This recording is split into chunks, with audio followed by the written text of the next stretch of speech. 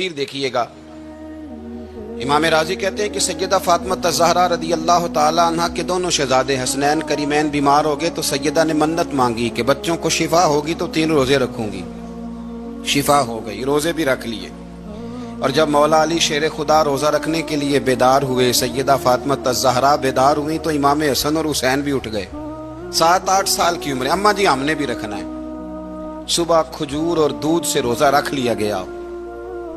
ऐन इफ्तारी के वक्त मौला अली कहते हैं फाके चल रहे थे, कहीं से मैं जौ लाया थोड़े से। सैयदा फातिमा ज़हरा ने पीस कर रोटियां पकाई। वो वक्त जो बड़ा मुश्किल होता है इफ्तार का, कहते हैं उस वक्त जब खाने के लिए बिल्कुल हाथ आगे बढ़ने लगे और उम्मीद थी कि अभी सैयदना बिलाल अल्लाहु अकबर कहेंगे तो रोजा खुलेगा, लेकिन अभी चंद ही मिनट रहते थे कि दरवाजे पर एक फकीर ने सदा दी। कहने लगा सारे मदीने के दरवाजे खटखटा आया हूं, कहत है फाका है, ए रसूलुल्लाह के खानदान वालों, मैं यतीम हूं। किसी ने बताया है कि और कोई दरवाजा खुले ना खुले, सैयदा का दरवाजा तेरे लिए जरूर खुलेगा। क्या यतीम को रोटी मिलेगी? तो हजरत मौला अली ने बच्चों की तरफ देखा ही था कि इमाम हसन सारी रोटियां जाके दरवाजे पे दे आए। खजूर और पानी से इफ्तार हो गया। सुबह फिर खजूर और दूध से रोजा रखा। इमाम राजी कहते हैं ऐन वो वक्त जब इफ्तार का टाइम आया तो फिर दरवाजे पे किसी ने सदा दी। कहा रसूलुल्लाह के खानदान वालों, मैं मिस्कीन हूं, रात से रोटी खाई है, न सुबह खा सका न दोपहर। किसी ने बताया है कि इस दरवाजे से खाली कोई नहीं जाता। इमाम हसन ने फिर सारा लंगर उठाया और फिर जाके दे दिया। तीसरा दिन फिर हुआ। मुझे लगता है जब इफ्तार का टाइम आया होगा ना तो ये खुद ही सारे दरवाजे पे देखते होंगे, ये कोई आया नहीं लेने वाला अभी तक। लगता है कि नजरें दरवाजे पे थी। ऐन इफ्तार के वक्त 3 रोटियां जब जौ की पक के आई, एक भिखारी ने सदा दी। कहने लगा मैं कैदी हूं, आज ही कैद से रिहाई मिली है। पहले दिन किसी के दरवाजे पे सदा मिली है, दी है रोटी मिलेगी। इमाम हसन वो खाना दे के वापिस लौटे।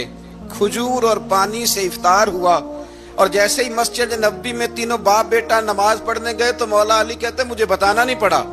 रसूल करीम ने मेरी तरफ देख के फरमाया, अली तेरा, फातिमा का, हसन और हुसैन का 3 दिन वाला अमल खुदा को भी बड़ा पसंद आया है और मोहम्मद मुस्तफ़ा को भी बड़ा पसंद आया, वो बड़ा पसंदीदा अमल।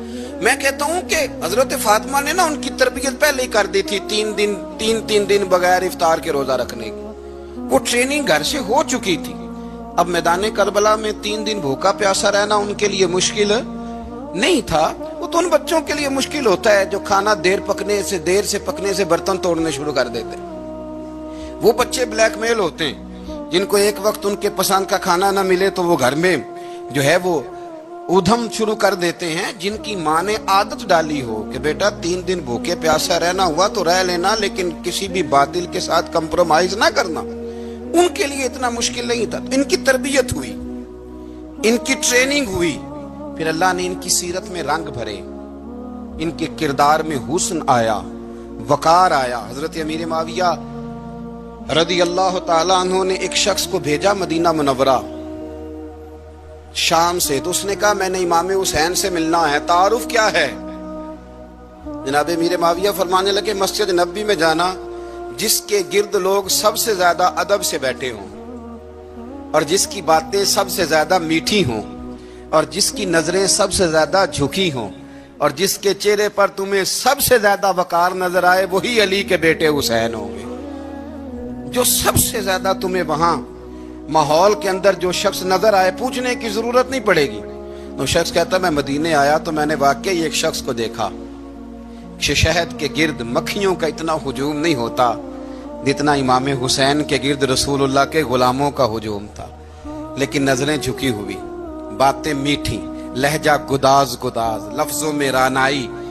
और लोग कई बातें पूछते तो अली के साहिबजादे एक का जुमला बोलते तो लगता ये कि वो जुमला सीधा दिल में उतरता चला जाता है।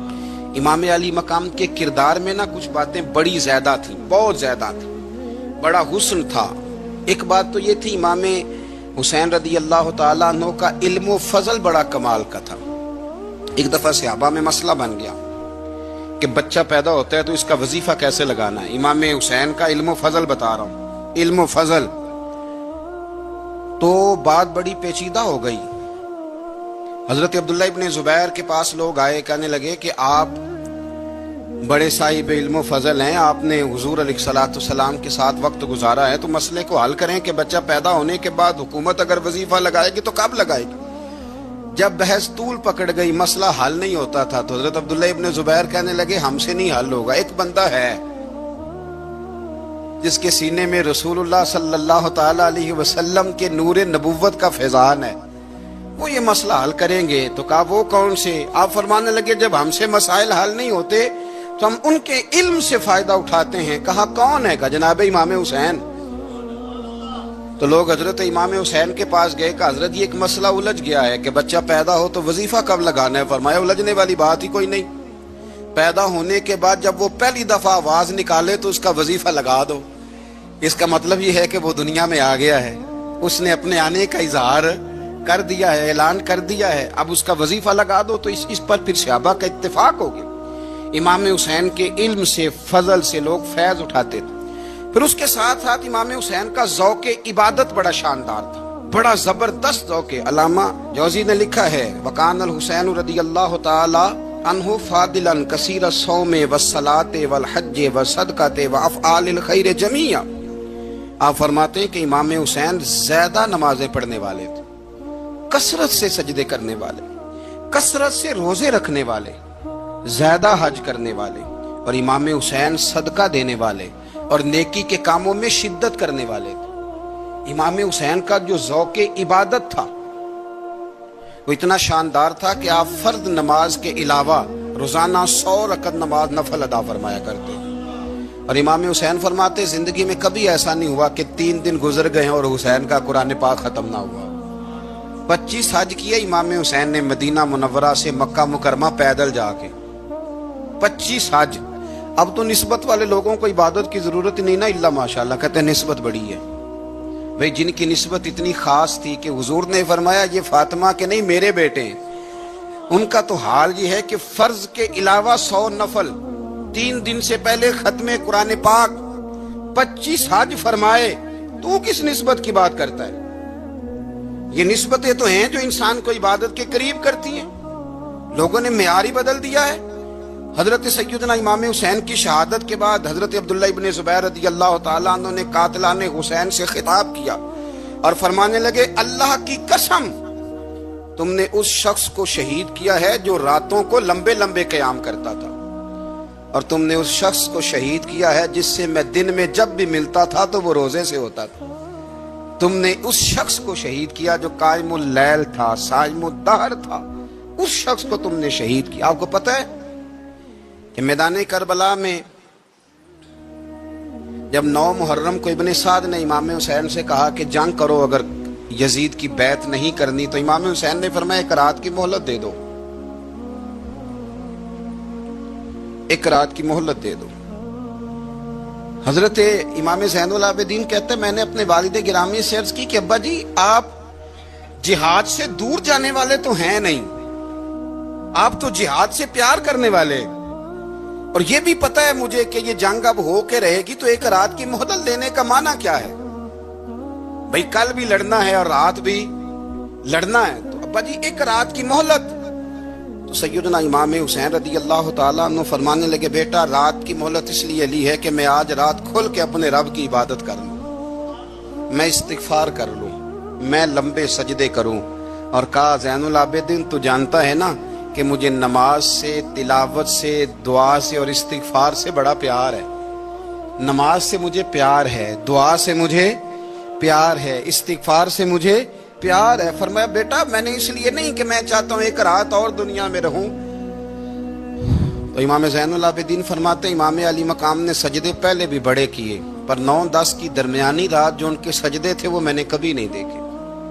فرماتے ہیں تیمم کے ساتھ وہ رات کی جو عبادتوں کا رنگ تھا وہ میں نے کبھی نہیں دیکھا. امام علی مقام کا عبادت کا ذوق تھا، شوق تھا، لذت تھی. آپ یقین کریں ایسے ایسے عجیب بہانے ہم لوگ کہتے ہیں میرا نماز میں دل نہیں لگتا، تو میں کہتا ہوں تیرا گپ شپ میں کس طرح لگتا ہے؟ तेरा मोबाइल पे कैसे लगता है भाई? ये तो भाई ज़ौक की बात है। इमाम हुसैन कहते हैं मुझे कुरान पाक से प्यार है, मुझे तिलावत से प्यार है, मुझे दुआ से प्यार है, मुझे इस्तिगफार से प्यार। भाई जिसको जिस चीज से प्यार होगा दिल लग जाएगा। हमने कभी प्यार किया ही नहीं इससे। जिन चीजों से प्यार है वहां दिल लग जाता है। ये एक बहाना है, वरना कसरत से इबादत करना, ज़ौक पैदा करना, ये तो अहलुल्लाह का तरीका है। वल्लज़ीना यबीतूना लिरब्बिहिम सुज्जदम व क़यामा। रब के बंदों की अलामत यह है कि वो रातें सजदे और क़याम में गुजार देते हैं। तो इमाम हुसैन की सीरत का कमाल है कि ज़ौक़ इबादत रखते थे। दूसरी बात जो इमाम अली मकाम की सीरत में बड़ी शानदार है वो ये है कि सखी बड़े थे।